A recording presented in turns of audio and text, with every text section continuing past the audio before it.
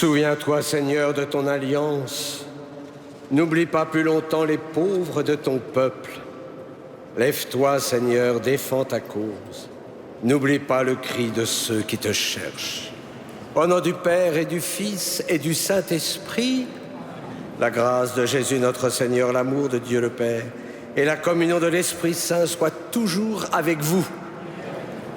Soyez les bienvenus, vous qui êtes dans cette cathédrale Notre-Dame de Paris. Bienvenue aussi à toutes celles et tous ceux qui nous rejoignent grâce à KTO Télévision. Nous sommes tous en communion et nous sommes tous comme le psalmiste. Lève-toi, Seigneur, défends ta cause. N'oublie pas le cri de ceux qui te cherchent. Nous nous tournons vers notre Dieu, qui est un Dieu d'amour, un Dieu si riche en miséricorde. N'ayons pas peur de nous offrir totalement à lui. Je confesse à Dieu Tout-Puissant, je reconnais devant mes frères que j'ai péché en pensée, en parole, par action et par omission. Oui, j'ai vraiment péché. C'est pourquoi je supplie la Vierge Marie, les anges et tous les saints, et vous aussi, mes frères, de prier pour moi, le Seigneur notre Dieu. Que Dieu Tout-Puissant nous fasse miséricorde, qu'il nous pardonne nos péchés et nous conduise à la vie éternelle.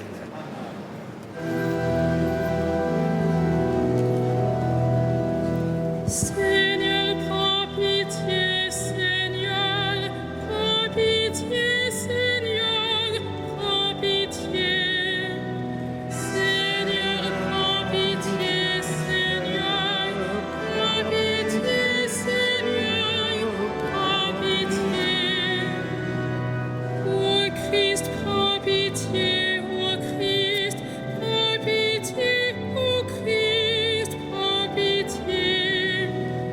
Ô Christ, prends pitié, ô Christ, prends pitié, ô Christ, prends pitié. Seigneur, prends pitié, Seigneur, prends pitié, Seigneur, prends pitié.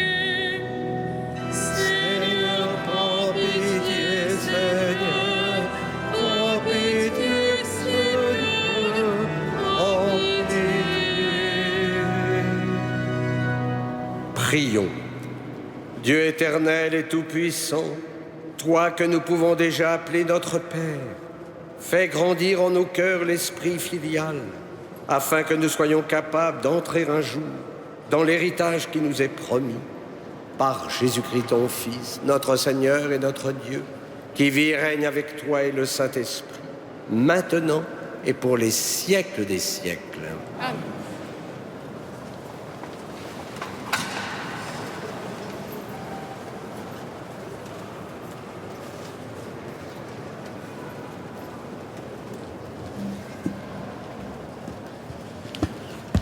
Lecture du livre du prophète Ézéchiel. La parole du Seigneur me fut adressée. Fils d'homme, fais connaître à Jérusalem ses abominations. Tu diras, ainsi parle le Seigneur Dieu à Jérusalem. Par tes origines et ta naissance, tu es du pays de Canaan. Ton père était un Amorite et ta mère une Hittite. À ta naissance, le jour où tu es né, on ne t'a pas coupé le cordon. On ne t'a pas plongé dans l'eau pour te nettoyer. On ne t'a pas frotté de sel, ni enveloppé de lange. Aucun regard de pitié pour toi. Personne pour te donner le moindre de ses soins, par compassion. On t'a jeté en plein champ avec dégoût le jour de ta naissance. Je suis passé près de toi et je t'ai vu te débattre dans ton sang. Quand tu étais dans ton sang, je t'ai dit, je veux que tu vives. Je t'ai fait croître comme l'herbe des champs. Tu as poussé, tu as grandi, tu es devenue femme. Ta poitrine s'est formée, Ta chevelure s'est développée, mais tu étais complètement nu. Je suis passé près de toi et je t'ai vu. Tu avais atteint l'âge des amours. J'ai tendu sur toi le pan de mon manteau et je couvris ta nudité. Je me suis engagé envers toi par serment. Je suis entré en alliance avec toi, oracle du Seigneur, Dieu, et tu as été à moi. Je t'ai plongé dans l'eau, je t'ai nettoyé de ton sang, je t'ai parfumé avec de l'huile. Je t'ai revêtu d'habits chamarrés, je t'ai chaussé de souliers en cuir fin. Je t'ai donné une ceinture de lin précieux. Je t'ai couverte de soie. Je t'ai paré de joyaux, des bracelets à tes poignets, un collier à ton cou, un anneau à ton nez, des boucles à tes oreilles et sur ta tête un diadème magnifique. Tu étais paré d'or et d'argent, vêtu de lin précieux, de soie et d'étoffe chamarrée. La fleur de farine, le miel et l'huile étaient ta nourriture. Tu devins de plus en plus belle et digne de la royauté. Ta renommée se répandit parmi les nations à cause de ta beauté, car elle était parfaite, grâce à ma splendeur dont je t'avais revêtu, oracle du Seigneur Dieu. Mais tu t'es fié à ta beauté, tu t'es prostitué en usant de ta renommée, tu as prodigué tes faveurs à tout passant, tu as été à n'importe qui. Cependant, moi, je me ressouviendrai de mon alliance, celle que j'ai conclue avec toi au temps de ta jeunesse, et j'établirai pour toi une alliance éternelle. Ainsi, tu te souviendras, tu seras couverte de honte. Dans ton déshonneur, tu n'oseras pas ouvrir la bouche quand je te pardonnerai tout ce que tu as fait. Oracle du Seigneur Dieu. Parole du Seigneur.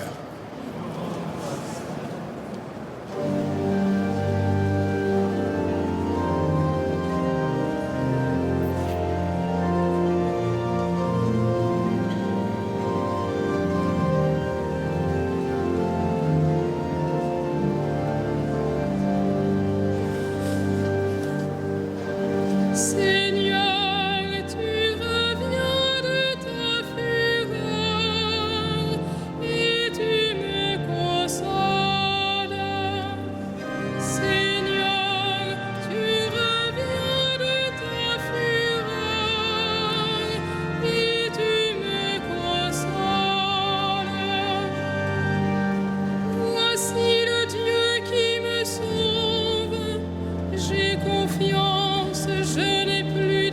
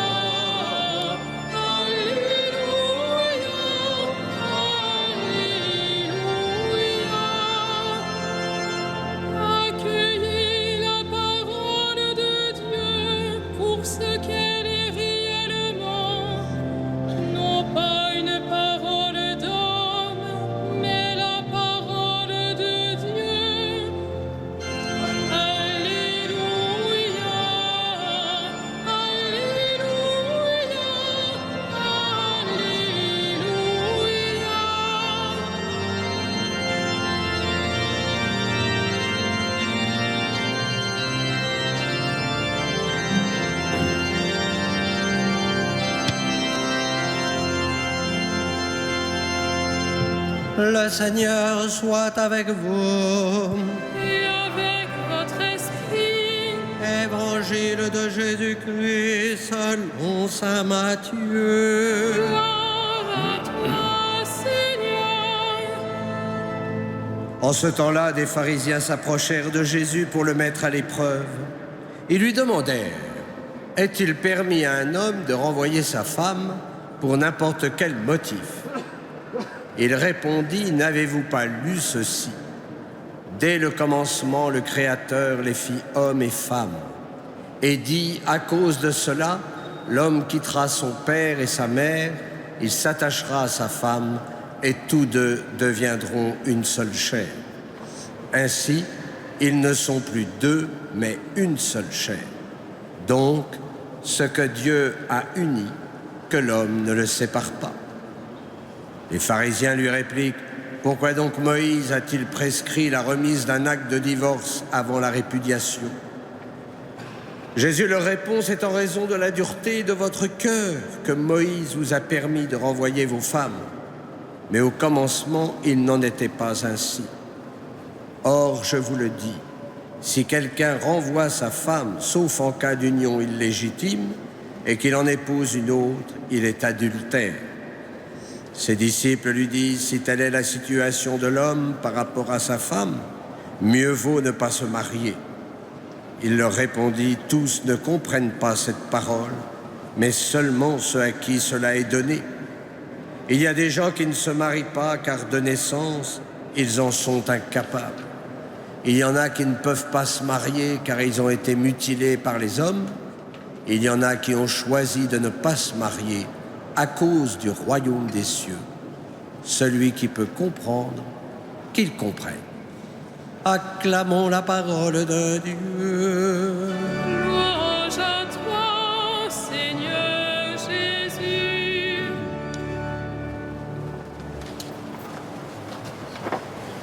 En cette période où l'Église célèbre de nombreux mariages, n'allez pas croire que le Christ est contre l'union de l'homme et de la femme.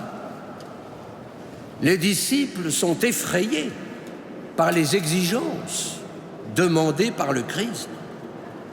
La fidélité, l'indissolubilité du mariage, la liberté intérieure et la fécondité. Si telle est la situation de l'homme par rapport à sa femme, mieux vaut ne pas se marier.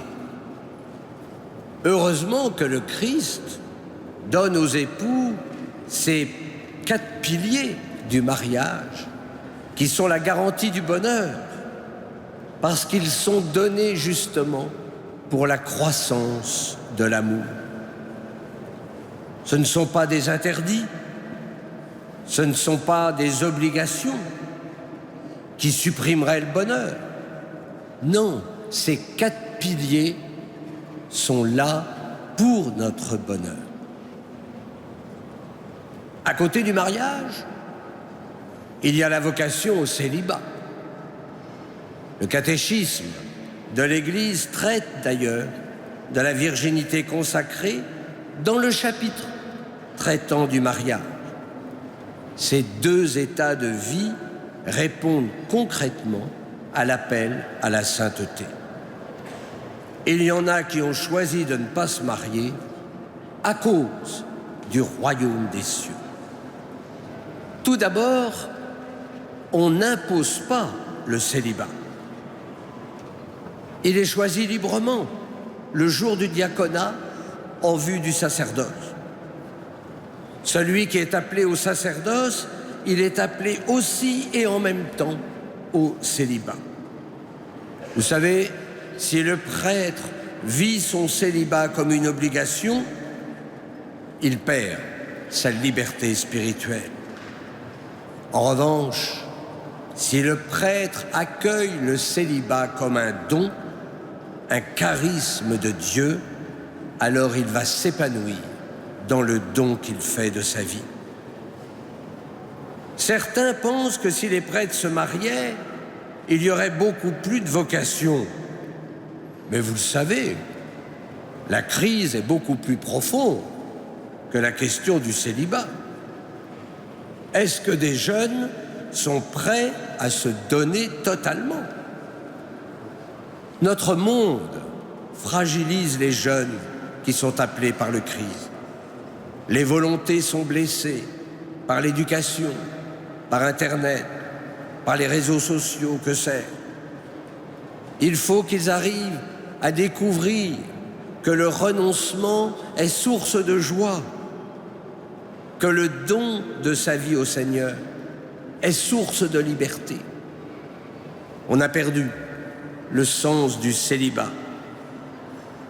Pourquoi les prêtres sont-ils célibataires? Non pas d'abord pour être plus disponibles à la mission, mais pour être signe prophétique du royaume à venir. C'est pourquoi le célibat dérangera toujours. Signe de l'amour absolu pour le Seigneur et donc pour les fidèles qui lui sont confiés.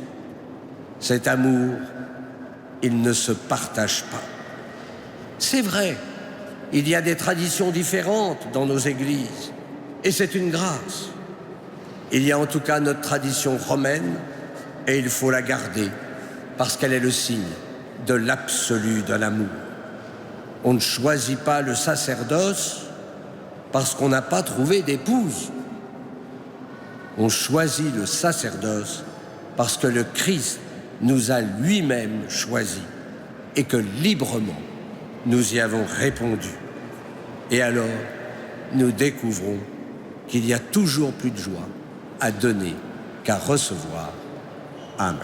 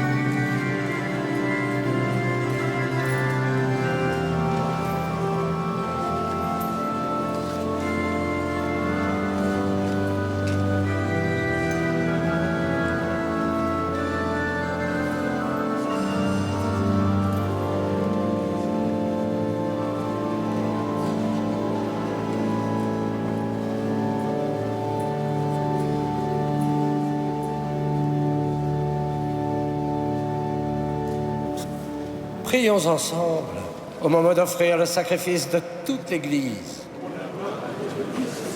Seigneur, tu as donné ces présents à ton Église pour qu'elle puisse te les offrir.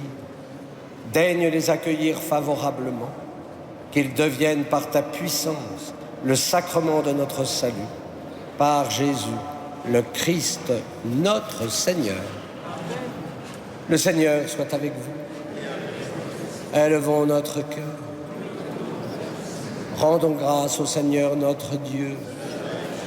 Vraiment, il est juste et bon de te rendre gloire, de t'offrir notre action de grâce toujours et en tout lieu. À toi, Père très saint, Dieu éternel et tout-puissant, par le Christ notre Seigneur. Le rappel de sa mort provoque notre amour, l'annonce de sa résurrection ravive notre foi et la promesse de sa venue nourrit notre espérance.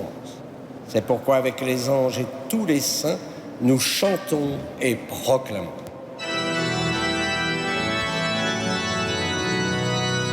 Saint, Saint, Saint,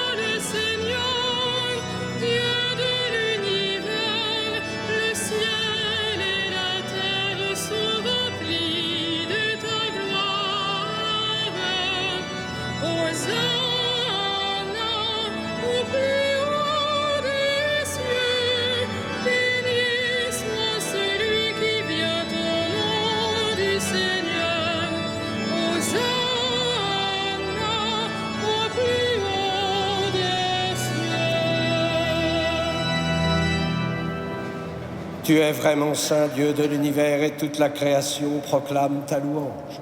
Car c'est toi qui donnes la vie, c'est toi qui sanctifies toutes choses par ton Fils Jésus-Christ notre Seigneur, avec la puissance de l'Esprit Saint. Et tu ne cesses de rassembler ton peuple afin qu'il te présente partout dans le monde une offrande pure. C'est pourquoi nous te supplions de consacrer toi-même les offrandes que nous apportons. Sanctifie-les par ton esprit, pour qu'elles deviennent le corps et le sang de ton Fils, Jésus-Christ notre Seigneur, qui nous a dit de célébrer ce mystère. La nuit même où il fut livré, il prit le pain. En te rendant grâce, il le bénit, il le rompit et le donna à ses disciples en disant : « Prenez et mangez-en tous. Ceci est mon corps livré pour vous. »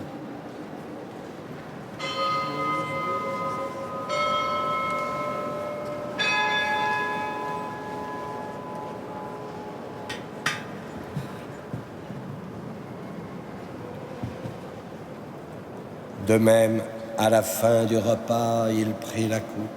En te rendant grâce, il la bénit et la donna à ses disciples en disant : « Prenez et buvez-en tous, car ceci est la coupe de mon sang, le sang de l'alliance nouvelle et éternelle, qui sera versé pour vous et pour la multitude en rémission des péchés. Vous ferez cela en mémoire de moi. »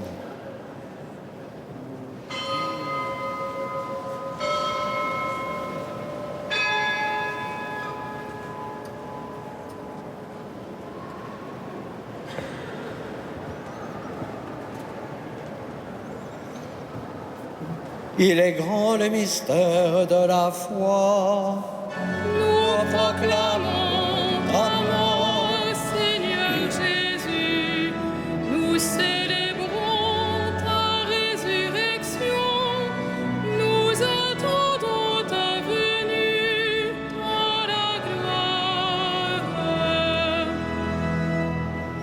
En faisant mémoire de ton Fils, de sa passion qui nous sauve, de sa glorieuse résurrection et de son ascension dans le ciel, alors que nous attendons son dernier avènement, nous présentons cette offrande vivante et sainte pour te rendre grâce. Regarde, Seigneur, le sacrifice de ton Église et daigne reconnaître celui de ton Fils qui nous a rétablis dans ton alliance. Quand nous serons nourris de son corps et de son sang, et remplis de l'Esprit Saint, accorde-nous d'être un seul corps et un seul esprit dans le Christ. Que l'Esprit Saint fasse de nous une éternelle offrande à ta gloire, pour que nous obtenions un jour les biens du monde à venir, auprès de la Vierge Marie, la bienheureuse Mère de Dieu, Saint Joseph, son époux, avec les apôtres, les martyrs et tous les saints qui ne cessent d'intercéder pour nous. Et maintenant nous te supplions, Seigneur, par le sacrifice qui nous réconcilie avec toi, étends au monde entier le salut et la paix. Affermis la foi et la charité de ton Église au long de son chemin sur la terre. Veille sur ton serviteur, notre pape François, et notre archevêque Michel, ses auxiliaires, l'ensemble des évêques, les prêtres, les diacres, et tout le peuple des rachetés. Écoute les prières de ta famille assemblée devant toi. Nous te confions Corinne. Et ramène à toi, Père très aimant, tous tes enfants dispersés. Pour nos frères défunts, pour les hommes qui ont quitté ce monde et dont tu connais la droiture, nous te prions. Reçois-les dans ton royaume où nous espérons être comblés de ta gloire, tous ensemble et pour l'éternité, par le Christ notre Seigneur, par qui tu donnes au monde toute grâce et tout bien. Par lui, avec lui et en lui. À toi, Dieu le Père Tout-Puissant, dans l'unité du Saint-Esprit, tout honneur et toute gloire pour les siècles des siècles. Amen. Comme nous l'avons appris du Sauveur, et selon son commandement, nous osons dire : Notre Père, qui es aux cieux, que ton nom soit sanctifié, que ton règne vienne, que ta volonté soit faite sur la terre comme au ciel. Donne-nous aujourd'hui notre pain de ce jour. Pardonne-nous nos offenses, comme nous pardonnons aussi à ceux qui nous ont offensés. Et ne nous laisse pas entrer en tentation, mais délivre-nous du mal. Délivre-nous de tout mal, Seigneur, et donne la paix à notre temps. Par ta miséricorde, libère-nous du péché, rassure-nous devant les épreuves, en cette vie où nous espérons le bonheur que tu promets et l'avènement de Jésus-Christ, notre Sauveur. Le règne, la puissance et la gloire pour les siècles des siècles. Seigneur Jésus-Christ, tu as dit à tes apôtres, je vous laisse la paix, je vous donne la paix. Ne regarde pas nos péchés, mais la foi de ton Église. Pour que ta volonté s'accomplisse, donne-lui toujours cette paix et conduis-la vers l'unité parfaite, toi qui règnes pour les siècles des siècles. Que la paix du Seigneur soit toujours avec vous. Et dans la charité du Christ, donnez-vous la paix.